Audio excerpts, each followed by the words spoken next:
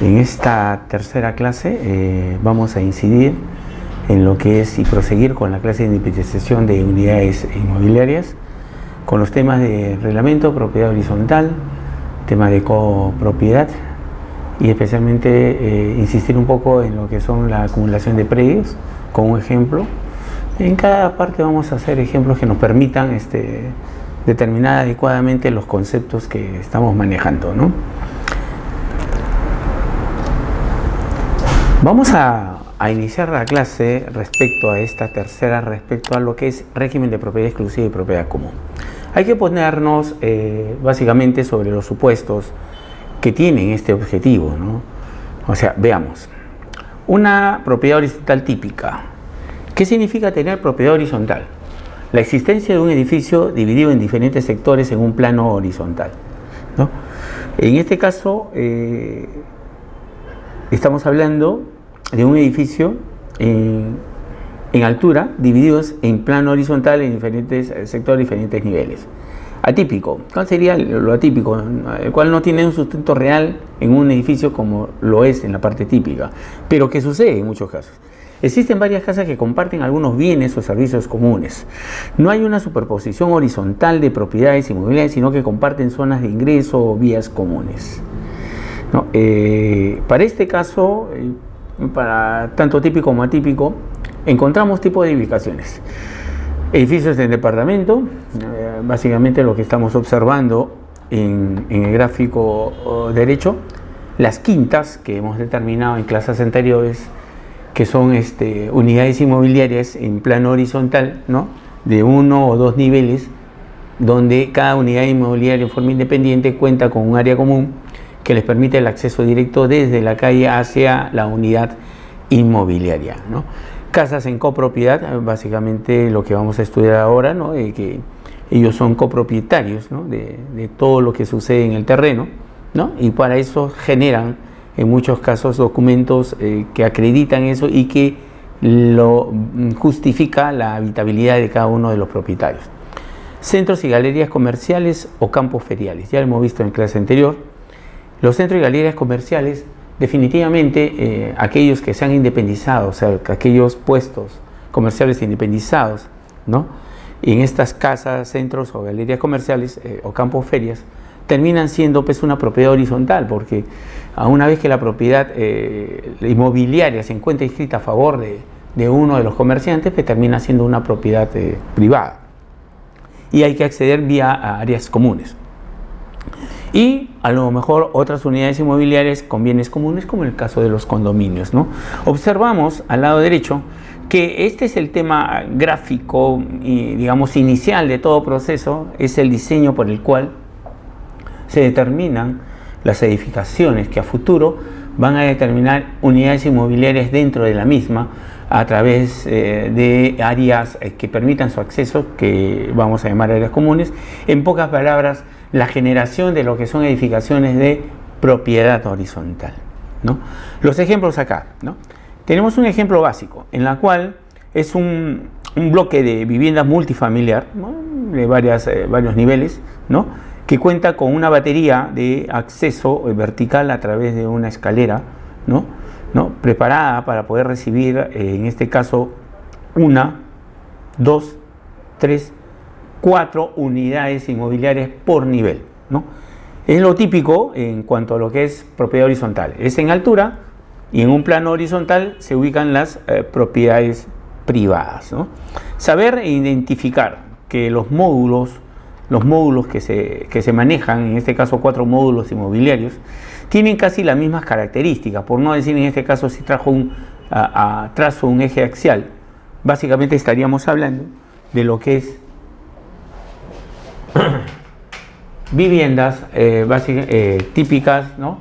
Con posibilidad de hacerla simétrica, ¿no? Una hacia el lado derecho, otra hacia el lado izquierdo, y estamos hablando de la misma, el mismo modulaje, ¿no? Hay que saber identificar también dentro de los planos hasta dónde son los límites de cada unidad inmobiliaria. Lo estoy recorriendo con el puntero del mouse, llega acá Como este es un diseño y un gráfico de anteproyecto, pero no se ve a mayor detalle lo que está sucediendo con los muros, pero en sí estamos verificando que la entrada principal me está dando a una sala de estar, ¿no? A un comedor, a una sala comedor, básicamente el área social de la edificación, en este caso de la unidad inmobiliaria, ¿no? Tenemos una pequeña cocina, un baño completo y 2 dormitorios, uno principal y otro que tiene camas simples dobles, ¿no? Cada uno con su closet. Igual se repiten los demás módulos y en manera invertida lo han colocado y generan 4 unidades inmobiliarias similares, ¿no? Tomando en cuenta esto, es preferible al diseño mismo determinar por parte del diseñador que va a armar la vivienda multifamiliar temas exactos de distribución adecuada con una circulación interna adecuada también. No hay que determinar, digamos, soluciones que en la construcción sean muy caras o que no representan un hábitat, una adecuada distribución de ambiente, por lo tanto, en viviendas que carecen de un sentido arquitectónico. Avancemos. De esto tenemos varios casos, lo hemos visto a nivel de multifamiliares, diferentes formas, diferentes lenguajes arquitectónicos y básicamente unidades inmobiliarias adecuadas según al entorno urbano también, que permita una habitabilidad adecuada por parte de las personas y también una adecuada, digamos, revisión, ¿no? Cuando se efectúen casos de tasaciones o levantamiento arquitectónico del bien inmueble. La independización de unidades inmobiliarias. Existen régimen. Vamos a utilizar, o vamos a ver en este caso, los regímenes que utilizan las unidades inmobiliarias. Básicamente tomando como el tema propio de lo que es la ley aplicable para propiedad horizontal, ¿no? Estamos hablando del artículo 38 de la ley 27157. Los propietarios pueden elegir entre los regímenes de propiedad exclusiva y propiedad común o independización o copropiedad. A ver, si retrocedemos un poco, cada edificio multifamiliar va a determinar una cantidad de unidades inmobiliarias. De manera directa, cada unidad inmobiliaria corresponde a un propietario. Se van a tener que asociar entre todos los propietarios con la finalidad de llevar a cabo una junta de propietarios. Esa junta de propietarios va a determinar, ¿no?, cuál es el régimen que supone para la existencia de esa edificación, ¿no? Como dice en el artículo 38, los propietarios pueden elegir entre 2 regímenes: de propiedad exclusiva y propiedad común, o de independización y copropiedad. Vamos a ver la primera parte. En ambos casos estamos hablando de la misma edificación. Lo único que está cambiando en este es el reglamento interno y lo que es la junta de propietarios. Los temas de distribución, de acceso, ¿no?, de dimensiones de un edificio multifamiliar se mantienen. Propiedad, régimen de propiedad exclusiva y propiedad común. Es régimen jurídico que supone la existencia de una edificación o un conjunto de edificaciones integradas por secciones inmobiliarias de dominio exclusivo. Estamos hablando de los bienes inmuebles de dominio exclusivo, propiedad privada, los departamentos, pertenecientes a distintos propietarios. Claro, cada unidad independientemente ha generado diferente propiedad y esa diferente propiedad va a dar lugar, ¿no?, a un conjunto de secciones inmobiliarias de dominio exclusivo. Y de igual manera van a haber bienes y servicios de dominio común. Cuentan con un reglamento interno y una junta de propietarios. Artículo 129 del Decreto Supremo 035 de 2006 de vivienda. Vamos a ver los términos acá. ¿Qué es dominio exclusivo? Según la norma que indican, son los espacios susceptibles de aprovechamiento independiente atribuido a cada propietario. ¿De qué estamos hablando? De la unidad inmobiliaria, del departamento, del flat, del dúplex, del ambiente privado que se determina al construir el edificio multifamiliar. ¿Qué es dominio exclusivo? Dominio común. aquellas partes del edificio que son necesarias para el más adecuado uso y disfrute de los diversos pisos y locales que lo conforman y que pertenecen en proporción a sus respectivas cuotas a todos los propietarios de los elementos de dominio exclusivo, siendo inseparables e indivisibles. El dominio común determina pues un uso o áreas de uso para todos los propietarios, que no solamente son circulación, puede ser áreas de expansión, digamos, recreativa en otros pisos, generalmente el último, la seguridad que vayan a dar a los espacios externos al edificio. Y eso debe estar tomado en cuenta por los propietarios como, digamos, la responsabilidad de cada uno de ellos sobre esas áreas, ¿no? Y como de acuerdo a las cantidades de departamentos, pues la proporción que se le da a cada uno de ellos para el uso del dominio común, pues son diferentes, algunos ligados al área, otros de manera alícuota. A todos los propietarios de los elementos de dominio exclusivo, definitivamente, le va a caber la posibilidad, ¿no?, directa de un porcentaje de ese dominio común como responsabilidad, siendo estas dos partes, el dominio común con el propietario, inseparables e indivisibles. Esto es la parte del régimen de propiedad exclusiva y propiedad común, digamos, lo más genérico, ¿no? Régimen de independización y copropiedad. Primeramente, ¿qué es una copropiedad? Vamos a tratar de esquematizar, digamos, su definición. Son aquellos inmuebles o edificios construidos en un mismo terreno de dominio común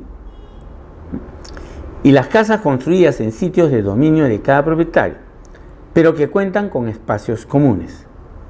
Son aquellos inmuebles o edificios construidos en un mismo terreno de dominio común y las casas construidas en sitios de dominio de cada propietario.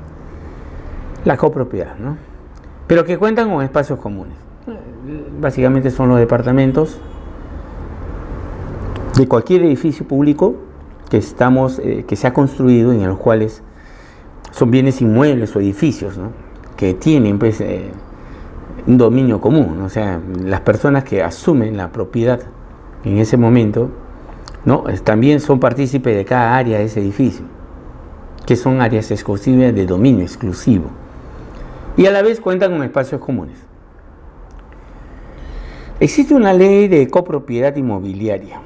Es la normativa legal que rige para estos inmuebles de copropiedad, en donde varias personas son las propietarias y tienen además bienes de dominio común. La pregunta sería, ¿quiénes pueden acogerse a la ley de copropiedad inmobiliaria? Pues es una norma, una ley, ¿no? Básicamente los copropietarios de edificios, condominios, locales comerciales, oficinas, bodegas, estacionamientos, recintos industriales y otros. Estos deben dar cumplimiento a la ley de urbanismo y construcción, a la ordenanza general de urbanismo y construcciones de las municipalidades y a los planes reguladores de la misma. Se supone que este edificio está diseñado bajo un lenguaje típico de lo que es el manejo propio, ¿no?, el manejo propio de las áreas del lenguaje y la distribución y las funciones arquitectónicas dentro del mismo edificio, tomando en cuenta que cada edificio también en sí tiene una parte, que si hablamos de un terreno donde surgen edificios de gran altura, ¿no?, estamos hablando de varios edificios de gran altura,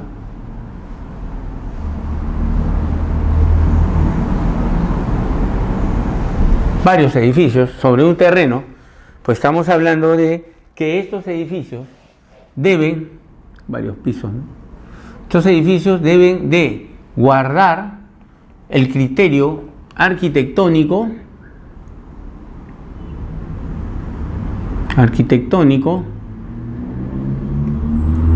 urbanístico,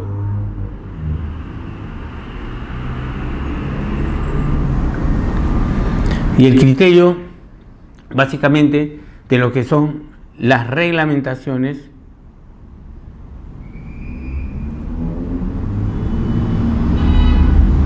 municipales.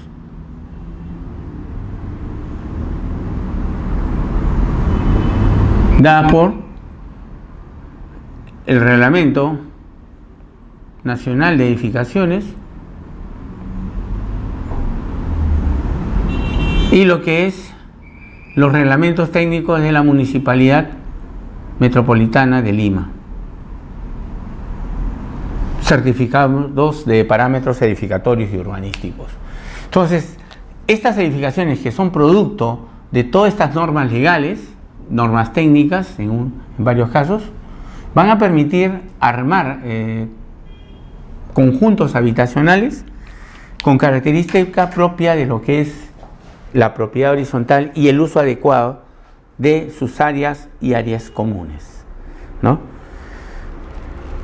Ahora, ¿quiénes son parte de esa copropiedad? ¿Quiénes conforman una copropiedad dentro de un terreno de propiedad horizontal? Todos los propietarios de todos los bienes inmuebles de ese edificio, ¿no? Departamento, bodega, estacionamiento, recintos, de lo que sea, pero todos ellos.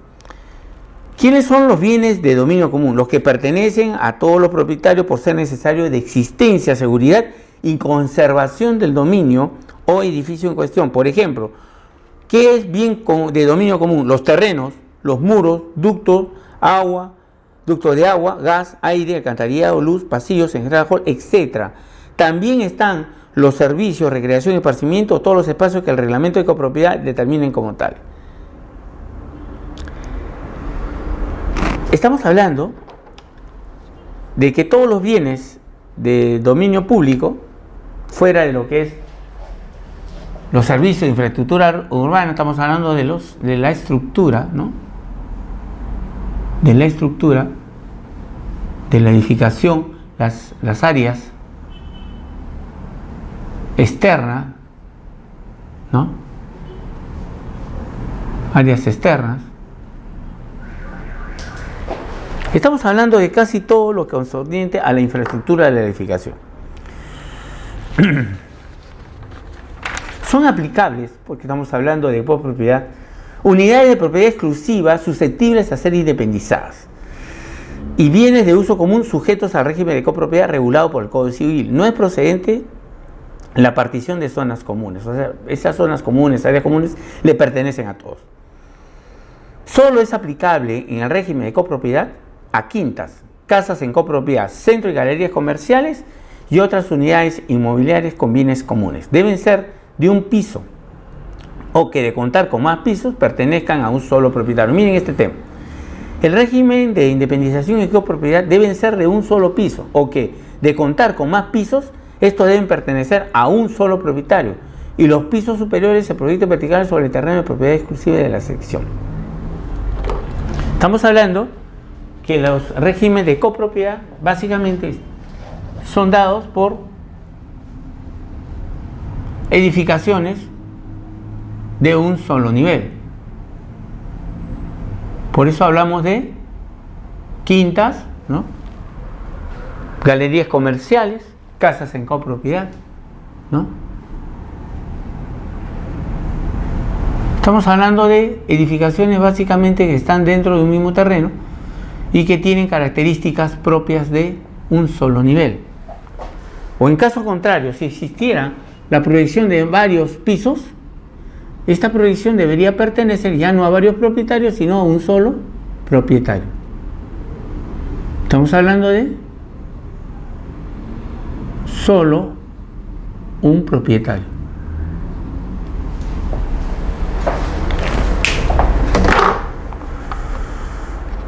Según esto, de acuerdo al artículo 128 del reglamento de la ley 27157.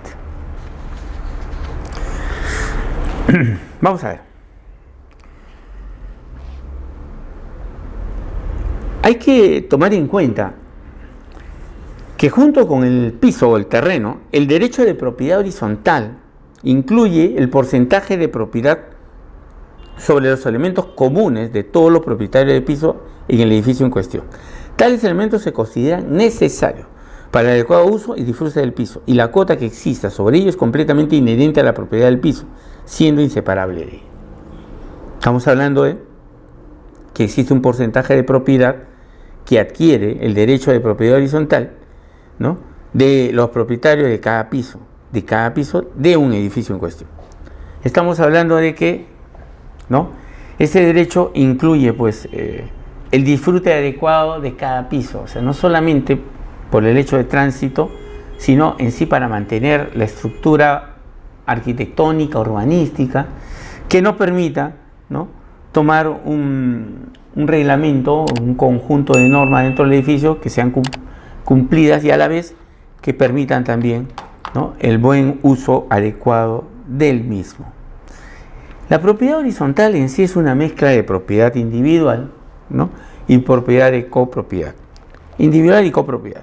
Dice, la propiedad horizontal no es una empresa, no es una sociedad, una entidad sin ánimo de lucro cualquiera. Es una entidad sin ánimo de lucro distinta a otras entidades, porque puede haber propiedad individual y copropiedad, sin que exista propiedad horizontal.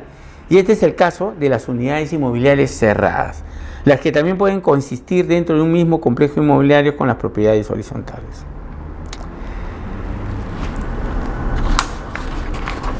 Veamos. Existe una excepción en cuales indican que los edificios de departamentos que no pueden acogerse al régimen de independización y copropiedad deberían adoptar necesariamente el estatuto de la propiedad horizontal. O sea, si no eres copropietario, haces el estatuto de propiedad horizontal. Complejos inmobiliarios que se encuentran conformados por edificios divididos horizontalmente no pueden optar por el régimen alternativo de independización y copropiedad, generalmente porque esto es de un solo piso, ¿no?, a un solo propietario. En cambio, conjuntos multifamiliares que necesariamente ya son de varios propietarios, ¿no? Mire, en el caso del régimen de propiedad exclusiva y propiedad común, este es obligatorio en los casos de unidades superpuestas en plano vertical.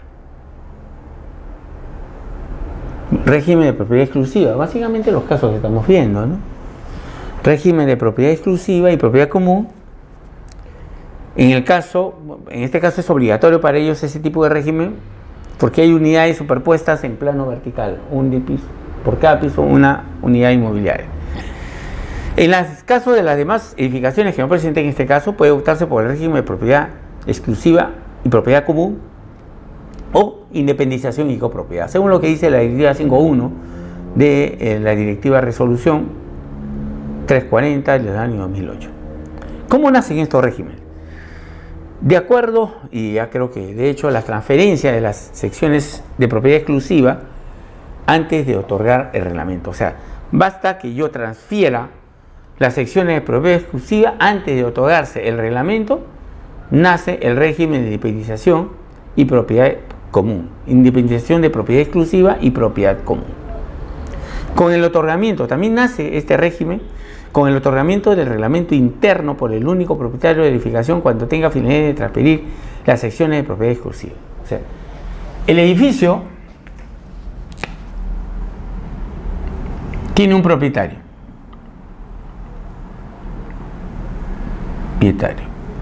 Este propietario todavía no transfiere, no independiza cada unidad inmobiliaria.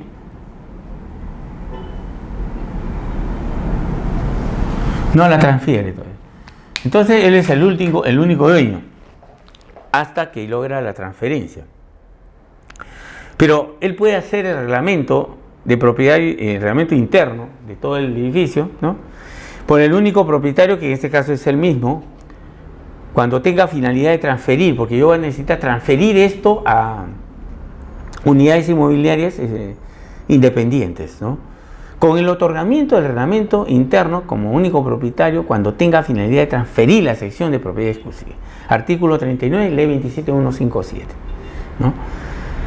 Con eso nace el régimen de propiedad exclusiva y propiedad común. ¿Cómo es su reglamento interno? Se supone que cada edificación tiene un conjunto de propietarios de dominio exclusivo, o sea, de departamento, ¿no?, y arman las condiciones de copropiedad en el caso de que sea un piso, pero en el caso de esto,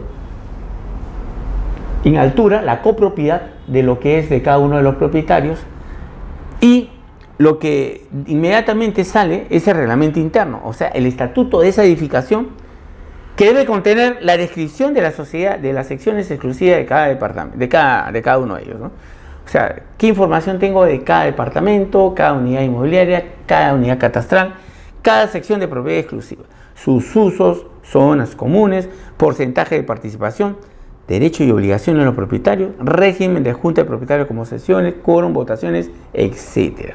Ese es el conjunto de datos técnicos que un reglamento interno tiene.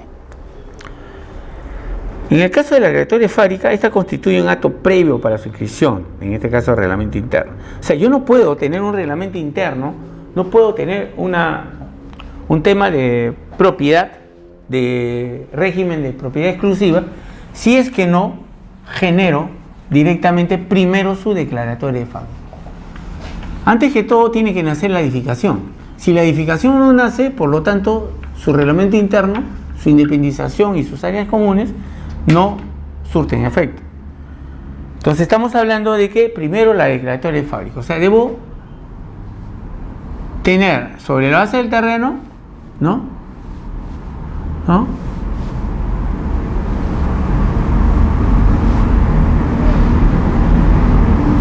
Este edificio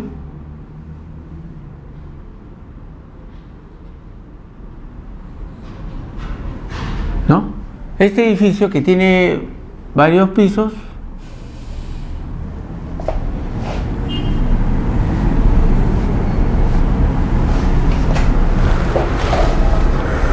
debe tener de por sí un reglamento interno. Por cada propietario debe armarse, ¿no?, entre ellos, un documento técnico que permita tener todas las características físicas que debe tener esta edificación. Y esta característica física va desde su uso, área, el área, estamos hablando, ¿no?, porcentaje de participación, todos los datos referentes técnicos al edificio.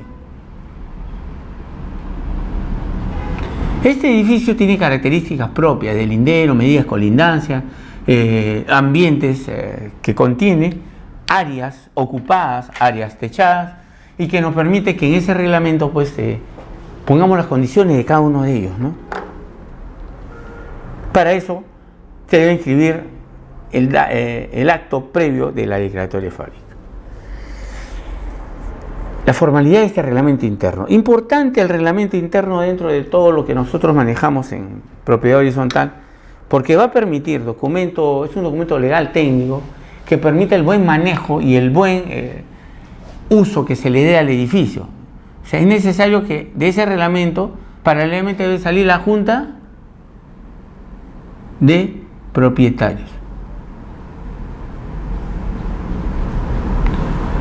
Esta junta de propietarios debe tener su presidente, básicamente el titular de una de las unidades inmobiliarias, y de qué forma rotativa comienzan a trasladar la obligación de lo que es la formación del reglamento interno de ese presidente y hacer cumplir todas las normas que en él emanan. Este documento es un documento firmado, el reglamento interno, con firma certificada por el notario. ¿Qué tipo de documento es? Una escritura pública. Nace de una minuta. Resolución debe contar de la gerencia de titulación de COFOPRI, en el caso esté pues, en una área de titulación de la misma COFOPRI, ¿no? Un área de titulación de COFOPRI, la resolución de gerencia de titulación, escritura pública, documento privado con firma certificado por notario. Se supone a quién da legitimidad el hecho de inscribir el reglamento interno. Al propietario del predio, un caso, al presidente de la junta de propietarios, el cual inserta junta copia certificada de data de sesión. El voto, bueno, se compatibiliza en eso, la convocatoria se realiza a través del propietario constructor y el 25% de participantes de la edificación. Con eso podemos llegar a la aprobación de los reglamentos internos de propiedad horizontal. Vamos a revisar este caso directo, ¿no? Es un edificio de 3 pisos. Multifamiliar Por lo tanto, si observamos bien, tiene la posibilidad ahí de dos tipos de escalera. Mire, veamos solamente para poder observar. Este primer piso, ¿no? Primer nivel, es el primer departamento. Se accede directamente por la puerta principal.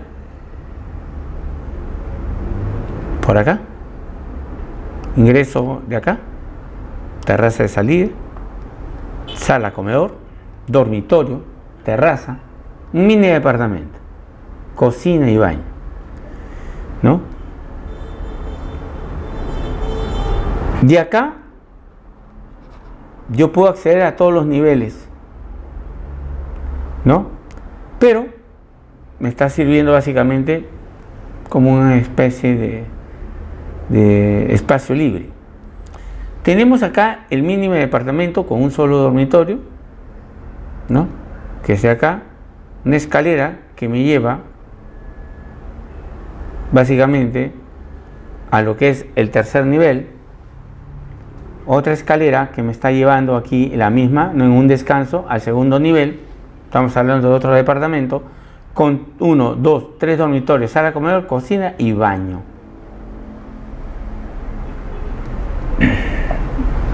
El tercer nivel, llegando por esta misma vía,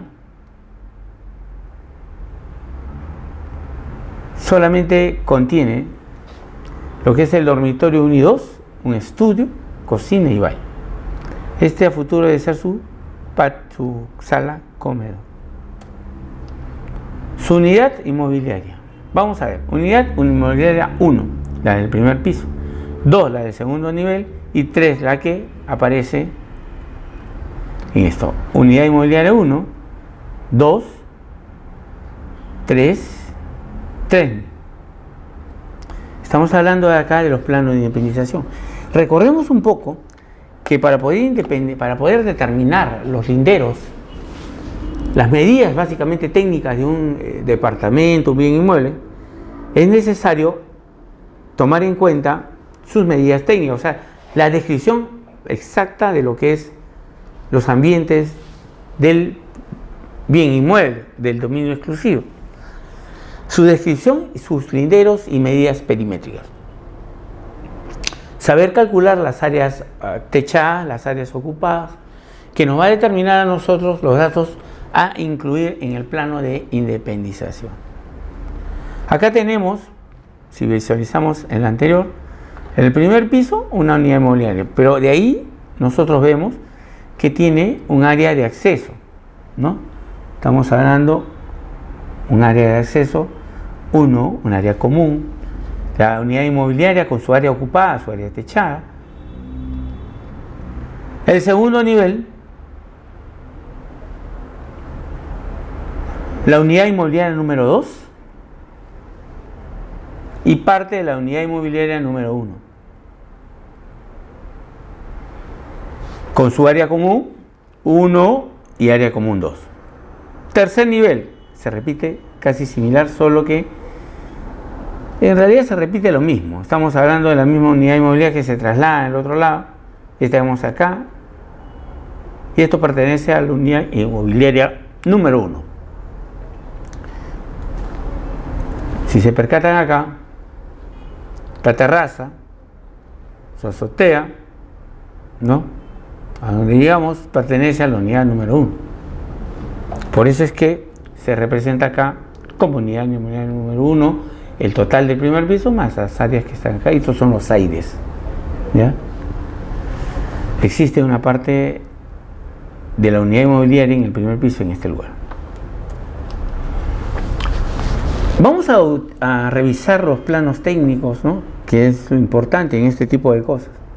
Cuadro de área de la primera parte, primera planta, unidad inmobiliaria 1, área común 1, área total del terreno, y estamos marcando su área ocupada, su área techada, si hay área externo y cuánto es el total. Igual, segundo piso, tiene 2 unidades inmobiliarias, las área común 2, pozo de luz. El tercer nivel, estamos hablando de la unidad inmobiliaria número 1, lo pequeño que está al fondo, Unidad inmobiliaria número 3, áreas comunes número 3, pozo de luz 1, y estamos hablando de sus áreas ocupadas y áreas estrechas. Qué importante es determinar el área ocupada. Si algunos todavía tienen dudas de eso, vamos a recorrer un poco el tema y vamos a determinar en qué consiste, ¿no?, un poco refrescando, el área ocupada de los bienes inmuebles, ¿no? Si hacemos una sección de vía, de corte más que todo, tenemos un bien inmueble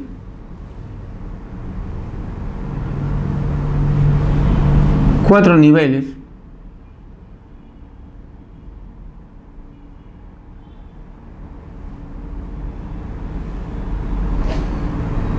tenemos acá la persona, tenemos un edificio de 4 pisos, 1, 2, 3, 4 niveles. El terreno está por acá, de acá a acá. Ese es el terreno.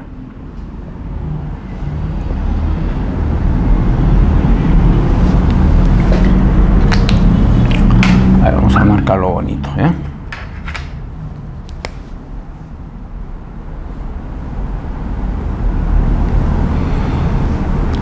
Si nosotros determinamos lo que es el área techada, vamos a determinar que en este primer piso existe una losa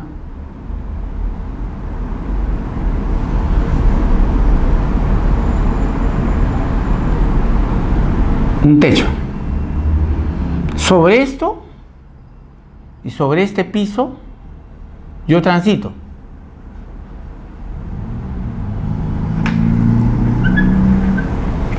Puedo transitar sobre toda la medida X, que es el terreno. Entonces X es área ocupada igual área del terreno, porque camino por todo el terreno. En el segundo nivel yo camino por todo sitio, llego a mi balcón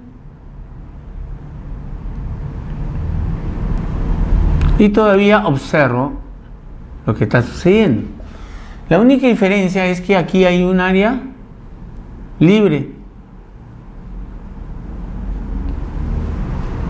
y área techada ya no es todo. Entonces el área ocupada aquí en este nivel, yo camino por acá, camino acá y aquí ella no tiene techo. Entonces aquí el área ocupada ya no es igual al área techada. Igual está sucediendo en el último, el tercero y cuarto piso. ¿Se entiende? Y el área techada, en este caso por ejemplo, es todo esto que está grueso. Área techada de ese piso. Aquí en este caso, bueno, aquí hay que incluir esto, ¿eh? Para todo esto es esto de acá, la losa. Y cada para todo esto es esto, ¿no? Igual que para este.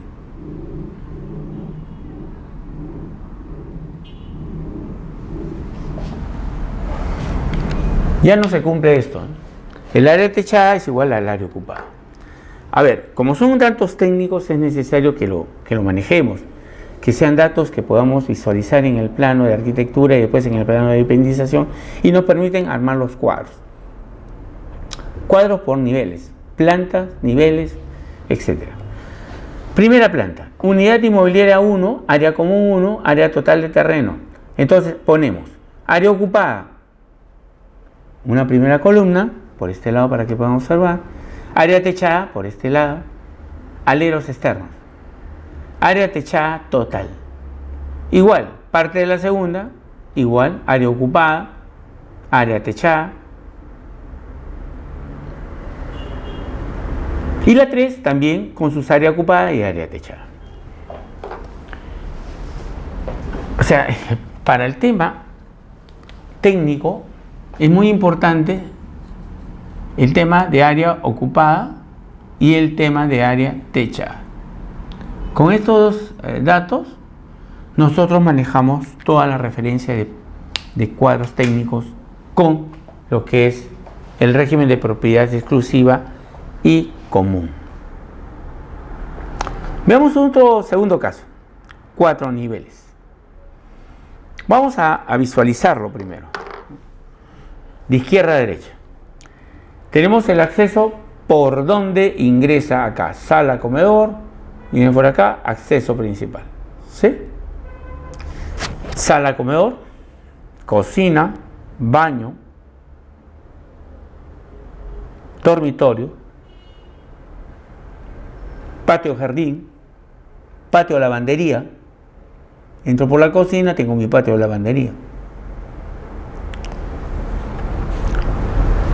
Mi escalera de acceso a subida para los niveles superiores y los dormitorios.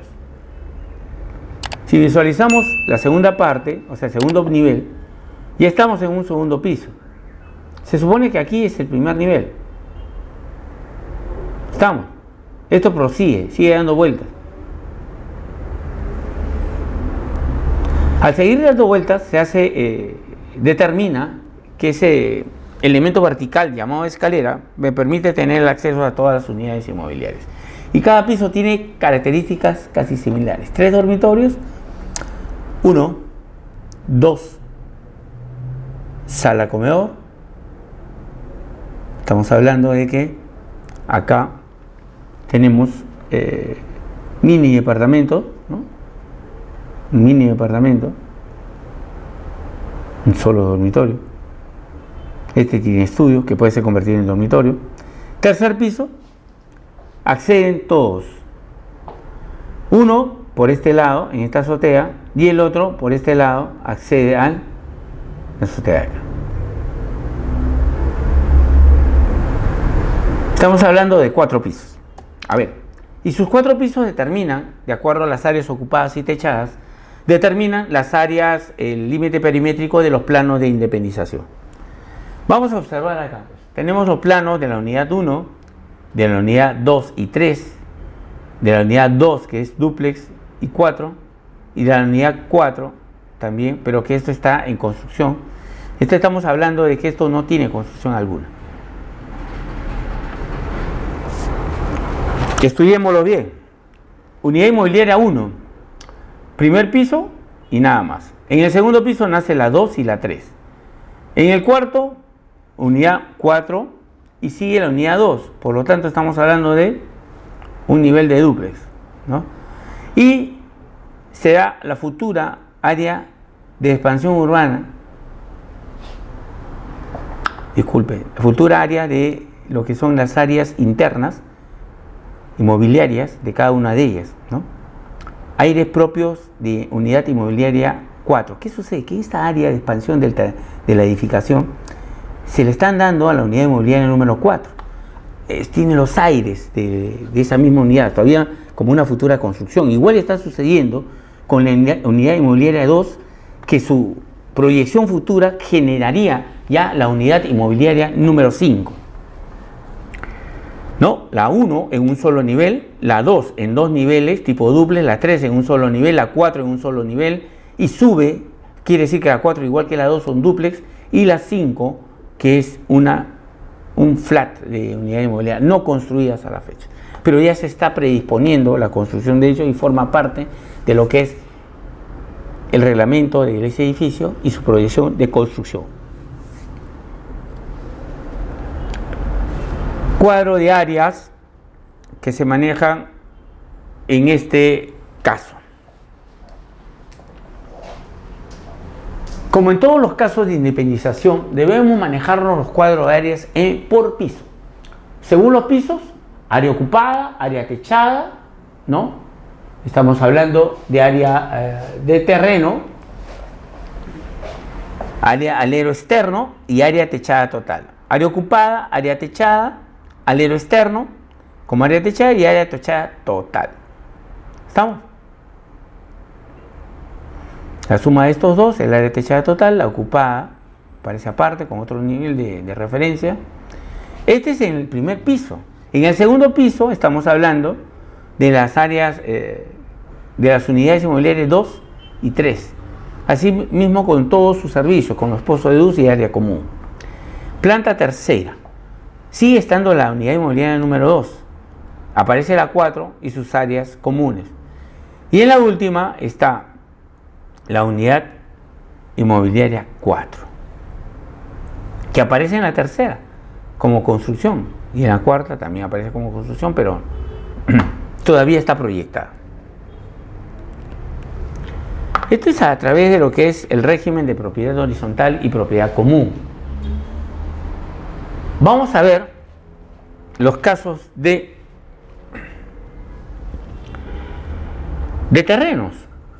terrenos inmobiliarios.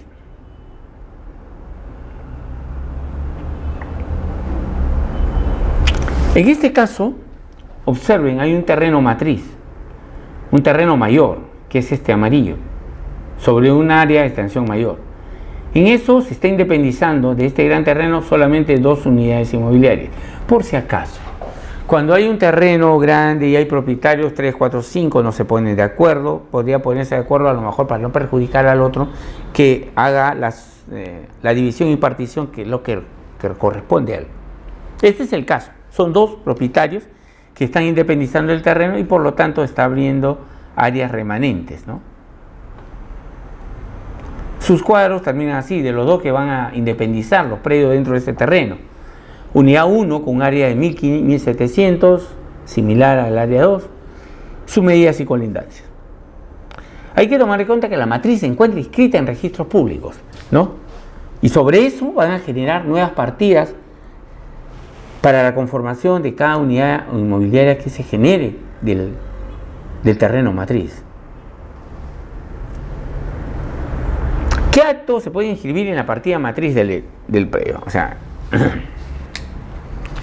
cuando hablamos de partida matriz, es la partida primigenia, la partida inicial, sobre la cual se desarrollan, ¿no?, en este caso, las desmembraciones de unidades inmobiliarias que puedan, en un momento dado, determinar, ¿no?, partidas independientes. O sea, si vemos que el terreno en sí,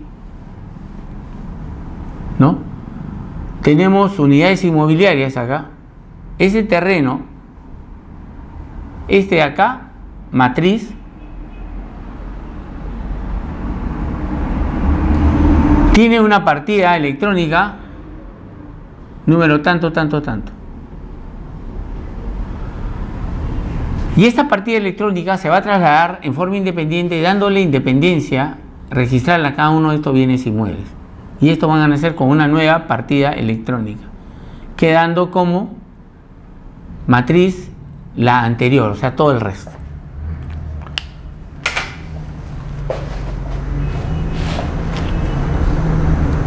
Actos que podemos inscribir en la partida matriz. ¿Qué podemos inscribir? El reglamento interno, porque siempre el reglamento interno maneja el total del predio. Constitución de la Junta de Propietarios también, bajo el mismo rubro. Así como la elección del presidente de la Junta de Propietarios y la Junta Directiva. Estos actos se inscriben en mérito al reglamento interno o a la copia certificada del acta de sesión de Junta de Propietarios. Cualquiera de ellos dos permite, ¿no?, la inscripción, ¿no?, de este caso de inscripciones en el predio matriz. Vamos a tocar el tema sobre estos casos de independización cuando se hace simultáneamente. Se independiza simultáneamente. No es necesario inclusive algunos pasos. Las unidades de propiedad exclusiva se independizarán simultáneamente con la inscripción del reglamento interno, o sea, paralelo, salvo los aires reservados que puedan quedar en la matriz. ¿Qué quiere decir? Que nosotros podemos inscribir, ¿no?,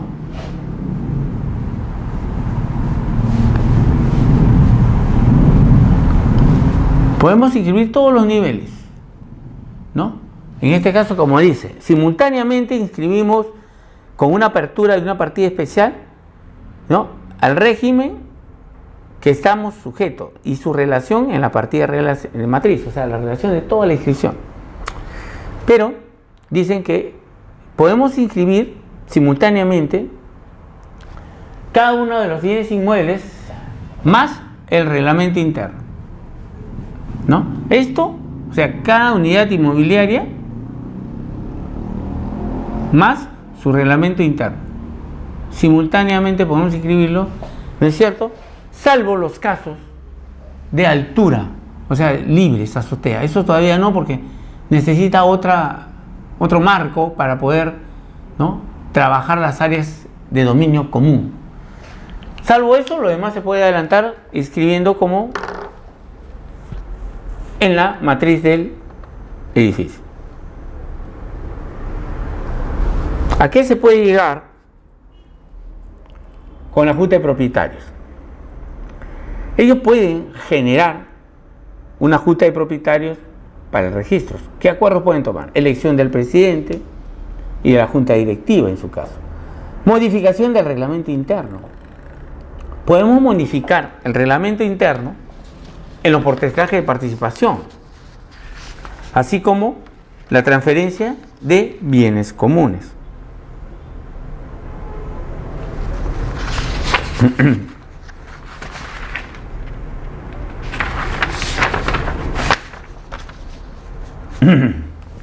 O sea, ¿qué acuerdos? Ahí dice acuerdo de la Junta de Propietarios para el registro. ¿Qué puedo inscribir en el registro según como la Junta de Propietarios? Modificación del reglamento interno, elección del presidente y su junta directiva. ¿Qué puedo modificar en el reglamento interno? Los porcentajes de participación y la transferencia de bienes inmuebles. ¿Qué significa eso, transferencia de bienes inmuebles? Estamos hablando de notificar por conducto notarial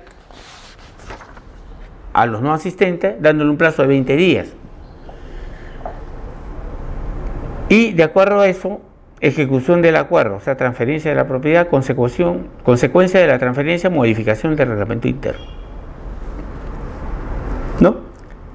Hay que, ejecutar, transferir la propiedad y como consecuencia de transferencia, modificamos el reglamento interno. No es que el reglamento interno inicialmente contenía, ¿no?, unas,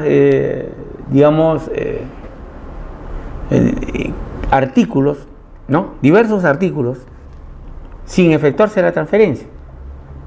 Pero la transferencia por conducto notarial, ¿no?, se transfiere los bienes comunes y la modificación del reglamento. No hay otra forma. Pluralidad. ¿Cuántos reglamentos? ¿Pueden haber pluralidad de reglamentos internos? Vamos a ver. En todos los casos se puede otorgar más de un reglamento interno y conformar la respectiva junta de propietarios por áreas físicamente determinables que comprendan un conjunto de unidades. Si así lo acuerdan, la mayoría simple del total de propietarios. Conformación, función, mecanismo de coordinación entre juntas y demás aspectos concernientes serán fijados en el reglamento interno general. Deben existir casos en donde se puede escribir más de un reglamento y sucede. Un terreno de mayor envergadura, edificios en altura, varios edificios en altura.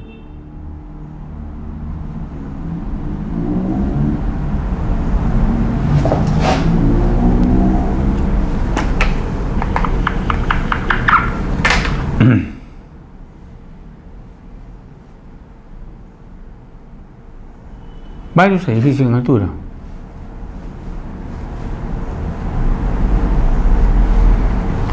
Sobre un terreno matriz. Cada edificio va a contener un reglamento interno. Igual acá, igual acá. Pluralidad de reglamentos internos. Inclusive, la reglamentación debe indicar lo que son las áreas externas.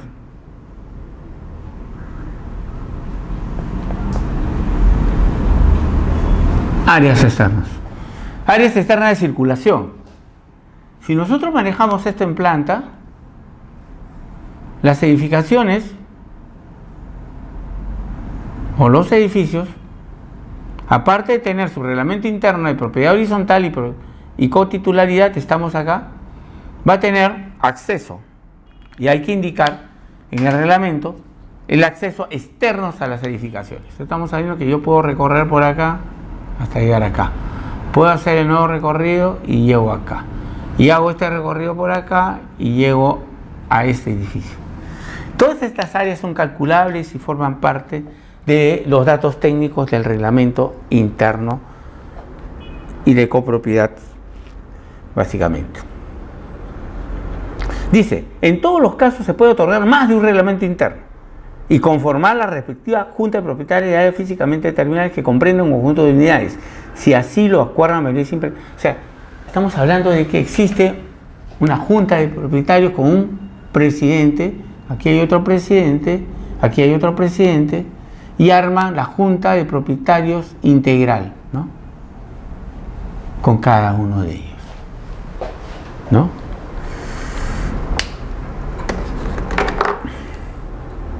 Para eso, cuando tengamos esos casos, hacemos un reglamento interno general que marque el nivel de funcionalidad de cada edificación con su reglamento interno y su parte externa a nivel de los usos o áreas comunes de dominio común externo a las edificaciones.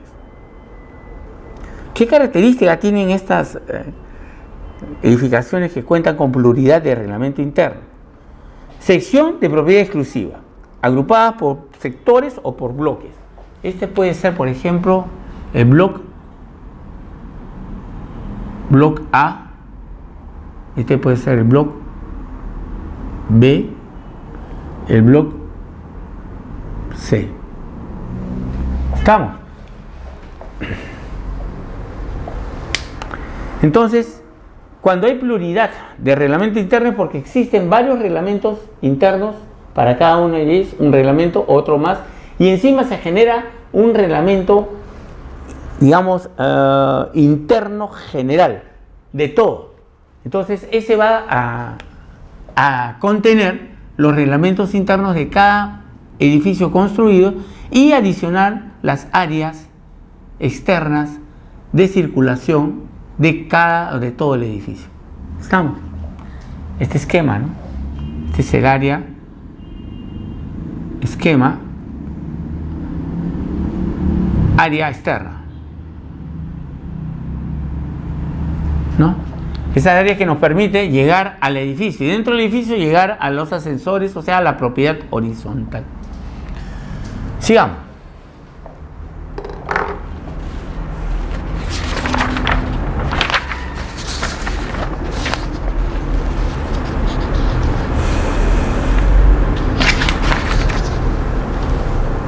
Bienes y o servicios comunes de cada sector. Característica de eso aparece también en la pluralidad de reglamento interno integral. Bienes y o servicios comunes del conjunto de la edificación. Claro, uno de cada sector y después de cada edificación.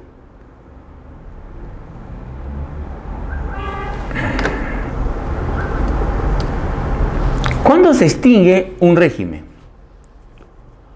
Se extingue un régimen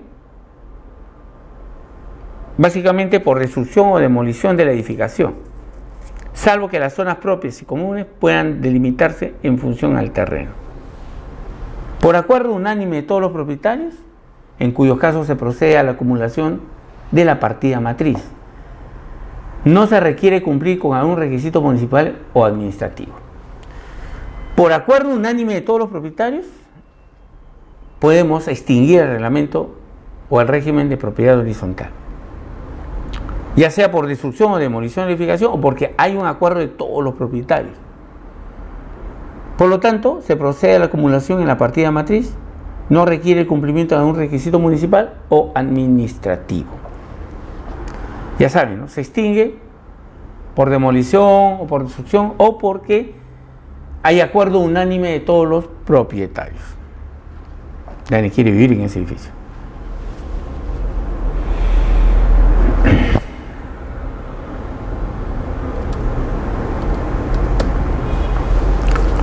Acumulación de predios. Acto registral que tiene como objeto constituir una nueva unidad inmobiliaria y se efectúa comprendiendo en una sola, dos o más partidas independientes. La ejecución registral implica abrir una nueva partida para el nuevo predio y cerrar las partidas de los predios acumulados, dejando la respectiva anotación. Esa ejecución registral genera una nueva partida que es la de los predios acumulados y cierra las partidas de los predios anteriormente acumulados. O sea, estamos hablando, si tenemos un terreno con edificaciones,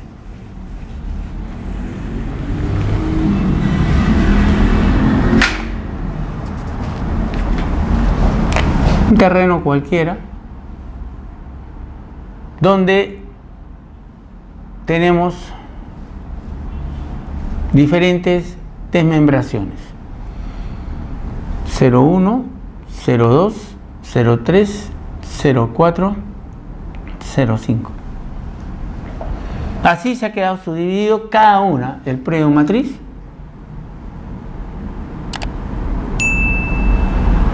ha dado paso a 5 unidades inmobiliarias en su conjunto independientes.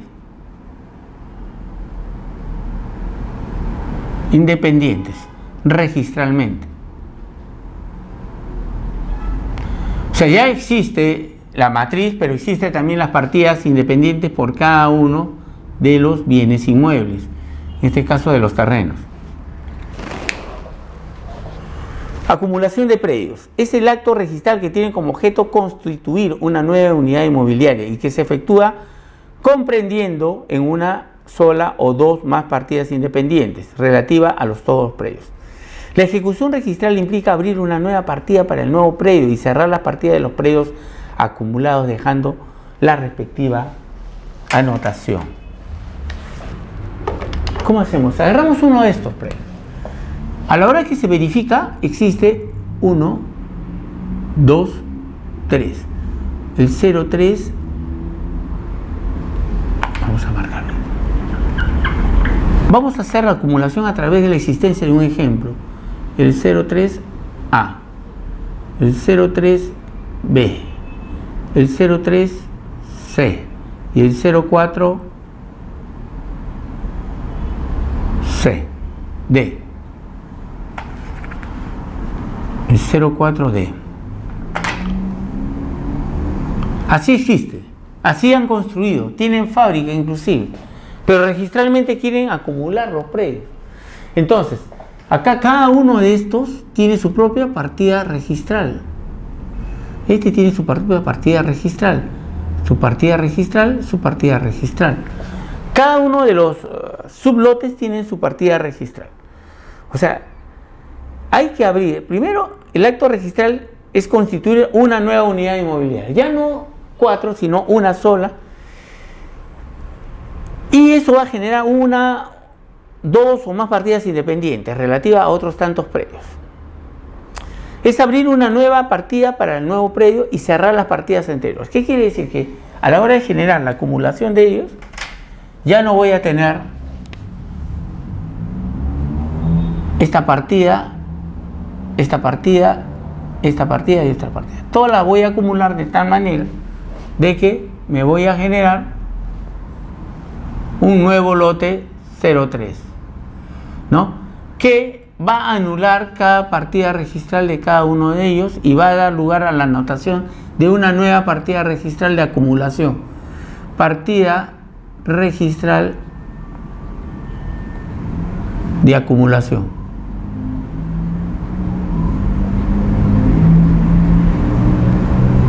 ¿Sí? O sea, se va a generar una nueva partida para todo este lote número 3. Al anular en una sola, su área de cada uno de ellos va a ser sumada y debe dar el área total de el nuevo terreno con la nueva partida registral. O sea, la sumatoria de área de A más B más C más D. Este es igual a la nueva área del lote acumulado número 3, anulando cada una de las partidas anteriores. Dejando eso, en realidad no se anula, ¿no? En realidad se cierra la partida. Cerramos la partida y dejamos constancia en la respectiva anotación de lo que ha sucedido. Artículo 48 del registro de predios.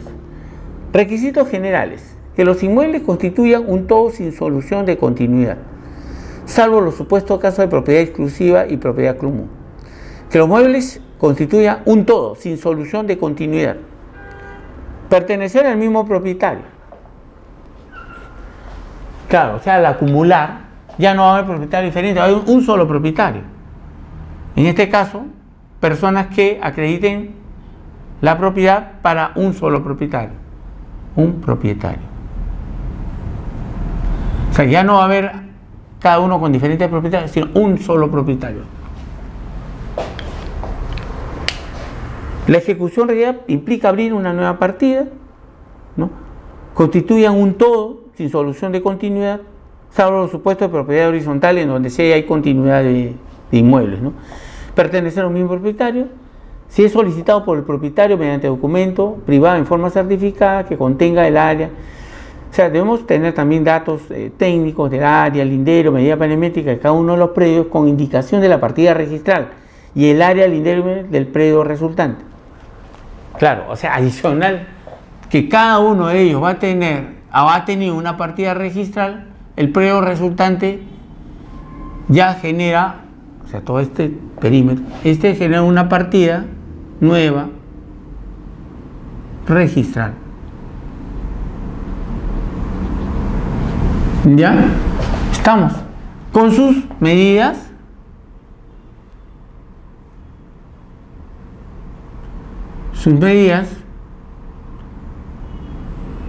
y linderos respectivos, así como la nueva partida registral. Artículo, ¿no?, que nos permiten ahí de registro de predios. Artículo 48.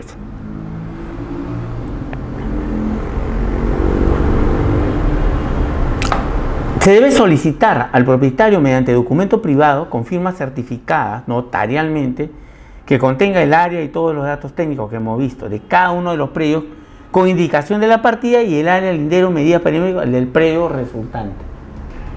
En el caso de los bienes del Estado no se requiere certificación notarial del solicitante. ¿Qué es un bien del Estado? A ver, vamos a cerrar esta parte indicando lo que es, ¿no?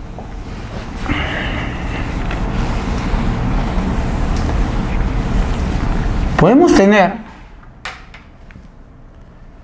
edificaciones que pertenecen son instituciones derivadas para el Estado, por ejemplo, ¿no?, los ministerios.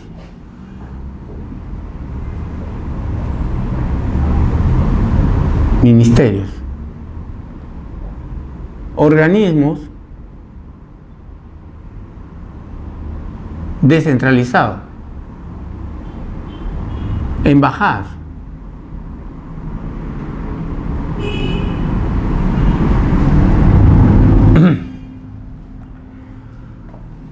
edificios,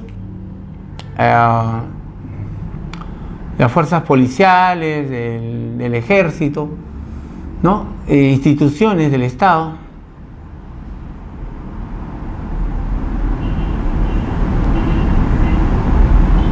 ¿no?, etc.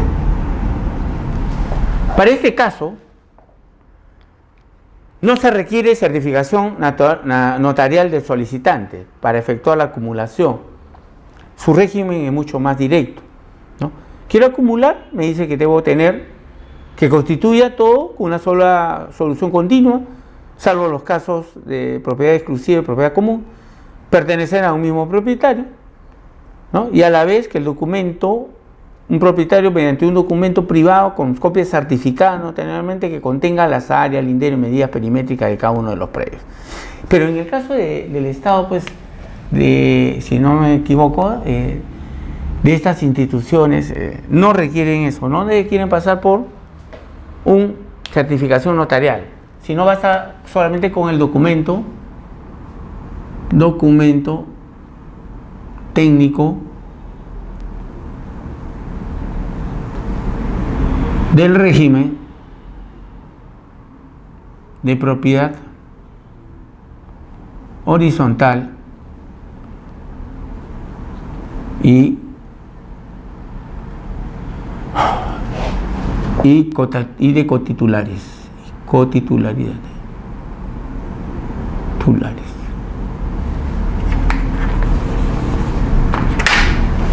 Estamos hablando, vamos a marcar esto bien.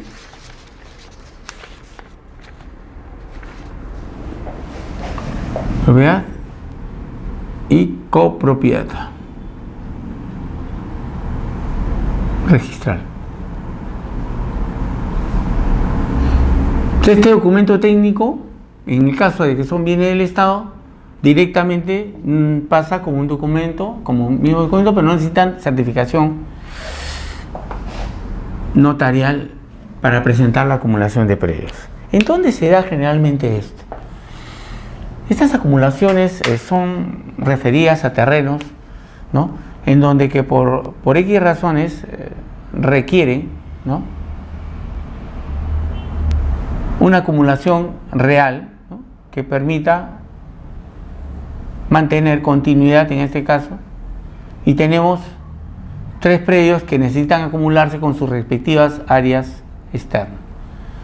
Entonces se genera la acumulación para un fin respectivo, a lo mejor por avenidas que están circundantes, ¿no?, y que requieren en este caso de acumularse. Tanto el privado como del Estado, ¿no?, tienen, digamos, situaciones distintas de presentar. Como decimos, si este es un bien del Estado, definitivamente no requiere certificación notarial del solicitante, ¿no?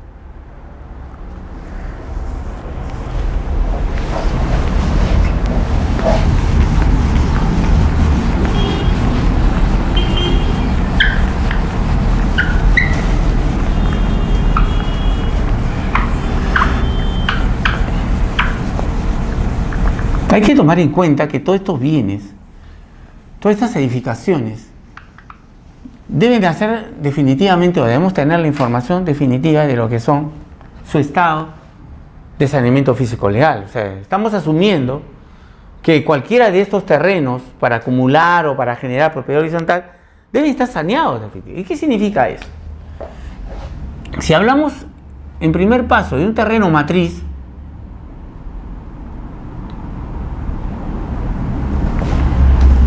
...50 hectáreas...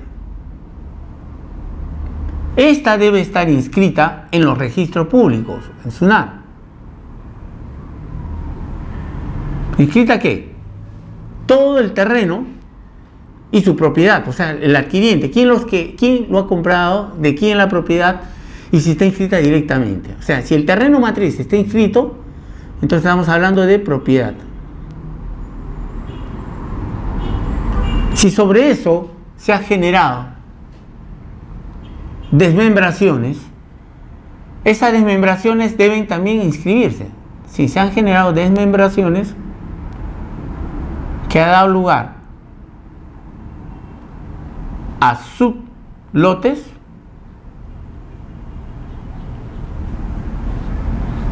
también deberán estar inscritas en la SUNAT.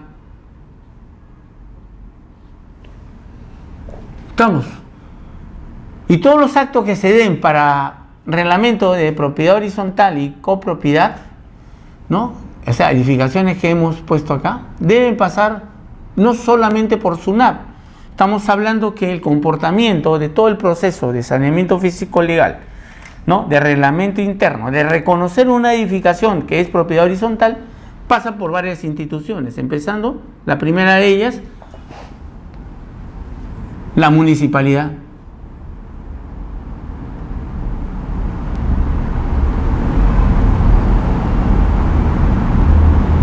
Primer elemento, la municipalidad.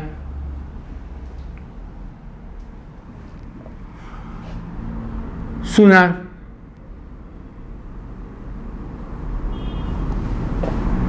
En el caso que amerite, bienes nacionales. Superintendencia de Bienes Nacionales.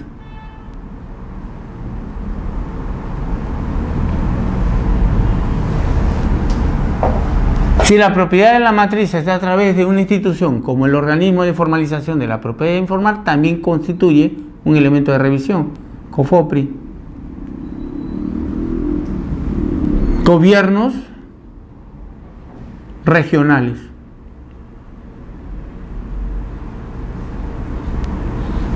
¿No? Estamos hablando de instituciones del Estado, ¿no?, y por ahí entran los privados posteriormente, ¿no?, pero deben estar refrendados no solamente por SUNAT, sino por otras instituciones que nos den el aval del nacimiento de la primera dominio de este terreno.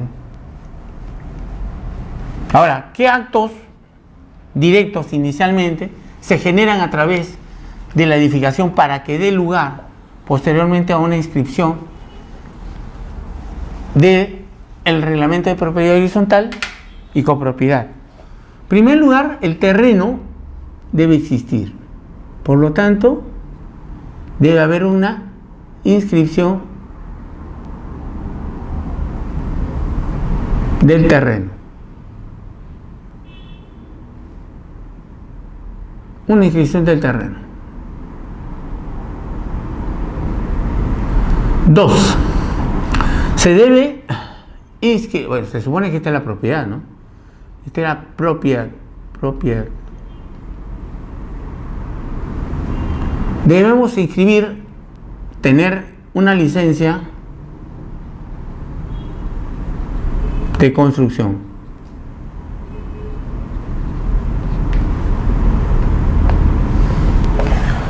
Licencia de construcción. A ver, vamos a ponerlo más cerca acá para poder observar. O sea, primero debe existir la propiedad. O sea, tenemos propiedad inscrita.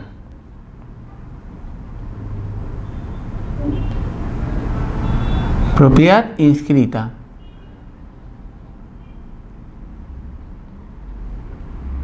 Dos. Debemos ser reconocida en la habilitación urbana, o sea, de formar parte de lo que es una condición urbana.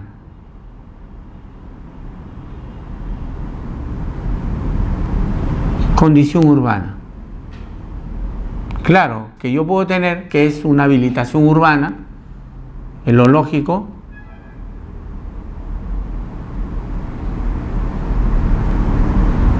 o que en dado caso sea una isla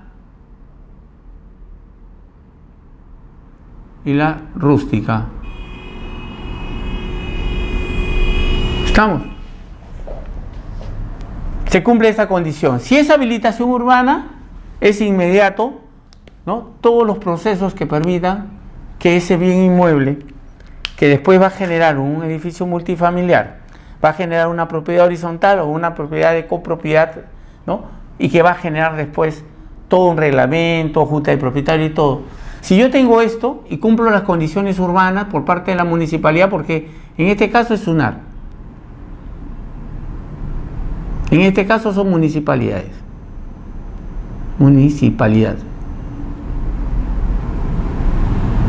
En este otro caso, que también es municipio, las licencias.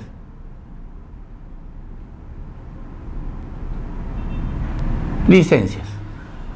¿Qué tipo de licencias? Generalmente, construcción.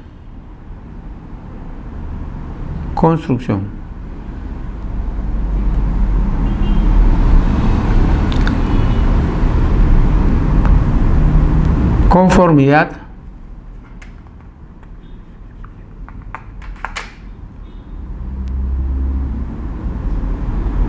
Conformidad de obra.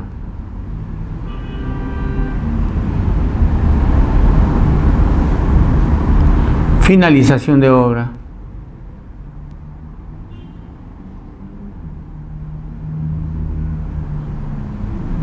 ¿No es cierto? Estamos hablando de elementos básicos para esto, ¿no? Sobre esto ya tengo la edificación construida. Todo esto es municipal, ¿eh?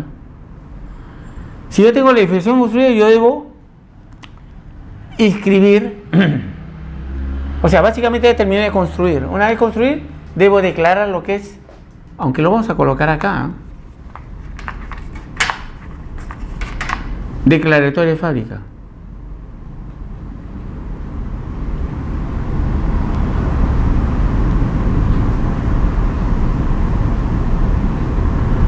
La declaratoria de fábrica. La independización.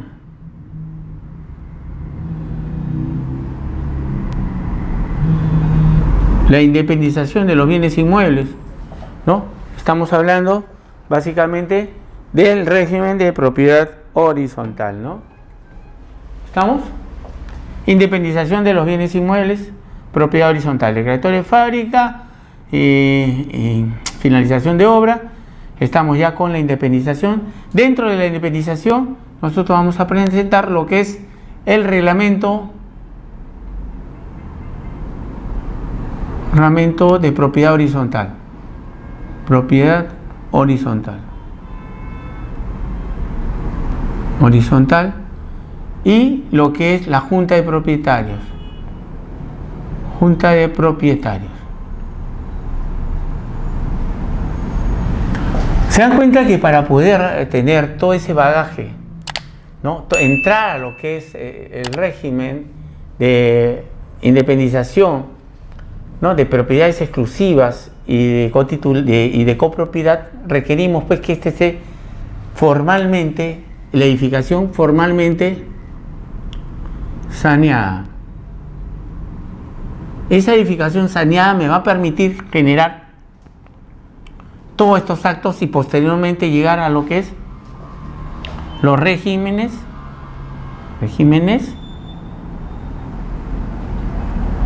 de propiedad horizontal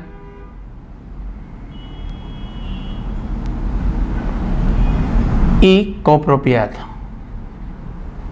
según sea el caso, o de bienes comunes.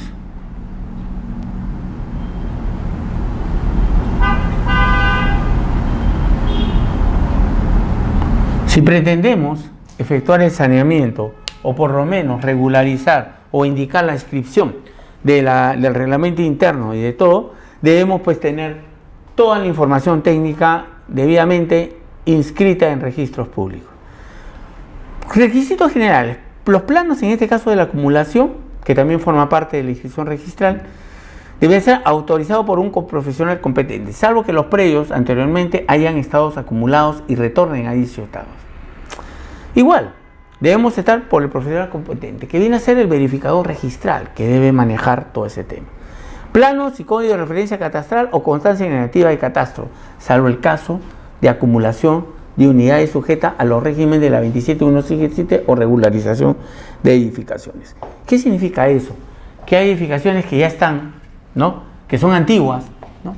Que básicamente lo que se está aplicando con la norma, como hemos estudiado anteriormente, es la aplicación de una ley que nos permite regularizar construcciones que básicamente por los años, ¿no? Por los años 20, 30, 40 años de antigüedad, no se puede regularizar su situación. Entonces se aplica con la ley 27157, con la ley 27157, se genera lo que es la regularización de propiedad.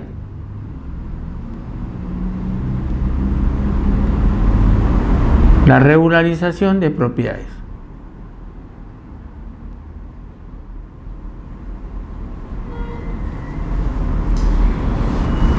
Con esta ley 27157 regularizamos todos los actos registrales, ¿no? Aquellos que son antes de julio del año 99, que nos permitan a nosotros determinar, ¿no? Su formalización, ya sea primero en registros públicos y después directamente con las municipalidades, ¿no? Es preferencia de determinar para el verificador registral la revisión completa de estos datos, ¿no? De lo que es el tema de saneamiento del bien inmueble que empieza a trabajar. No se puede trabajar, ¿no? La propiedad horizontal sin saber que si algún acto registral anterior no ha sido inscrito en registros públicos. Todo está en orden, especialmente cuando hay acumulaciones donde existe la demolición o la destrucción completa, ¿no? Del inmueble que se va a generar a través de una acumulación directa, ¿no? Generalmente estos casos deben pasar por el saneamiento físico legal de predios urbanos, ¿no? Especialmente por el hecho mismo de que quieran a lo mejor cambiarle el uso, la utilización o masificar la edificación, ¿no? Y dar lugar a construcciones netamente, digamos, de mayor envergadura, edificios de altura, comercios más sectoriales, no la casa habitación que correspondía en su momento dado de adquisición del predio, ¿no? Eso es importante que se dé. Por eso, estos requisitos, ¿no? el plano de acumulación autorizado, los planos de código de referencia catastral, como en este caso, que salvo el caso de acumulación de unidades al régimen de 27157, regularización de edificaciones. No puedo entrar con estos casos de acumulación, ¿no? Con estos casos de acumulación de predios, porque todavía faltaría la regularización de los predios. Por eso es que impide que yo presente todo esto en el caso de que el régimen de la ley 27157 me permite sanearlo. Ya no entraría en este tema, ¿no? Es mediante la inscripción de la declaratoria de fábrica, la 27157 logra regularizar muchos actos registrales que antes en la municipalidad no se podía efectuar. Es directo, ¿no? Pero para eso ya pertenece la historia de lo que es un verificador registral, que es motivo a lo mejor de una revisión posterior, ¿no? Seguimos en el intento de entender que todos estos pasos deben llevar a la consecución de un reglamento interno de propiedad exclusiva y propiedad común, o de copropiedad, si es algo integral, ¿no? Si es que tenemos varios reglamentos, se hace uno integral y se da un régimen de copropiedad, ¿no? En uno solo, ¿no? Pero estos documentos técnicos son muy importantes porque nacen de la base o el sustento de planos que se tiene, y la consecución de cumplir los reglamentos técnicos que da la ciudad a través de la municipalidad, a través del Reglamento Nacional de Edificaciones, a través de la buena convivencia de unidades inmobiliarias, propietarios de unidades inmobiliarias. Es necesario pues que cumplamos lo que la ley nos indica. Para cada caso, bueno, todo este caso de saneamiento, de regularización, y en el caso de esto que vemos de acumulación de predios, son casuísticas, y en cada caso es distinto. Entonces hay que tener bastante cuidado con qué caso estamos viendo, ¿no? Por eso es necesario que en un momento dado nosotros manejemos bien, ¿no? Manejemos bien el tema de las edificaciones, o sea, la descripción de las mismas, ¿no? Estas edificaciones que mostramos acá al inicio nos están dando ambientes arquitectónicos muy simples, ¿no? Pero que dan lugar a diferentes actos registrales posteriores. Entonces se hace necesario que tengamos una buena lectura de esos planos, una lectura técnica muy rápida, ¿no? Que nos permita generar los planos de independización y posteriormente planos de acumulación, ya sea en propiedad horizontal o en lotes, ¿no? de un piso, o lotes digamos compartidos, ¿no? Este es el tema básicamente del curso de hoy día. Les agradezco bastante. Muchas gracias.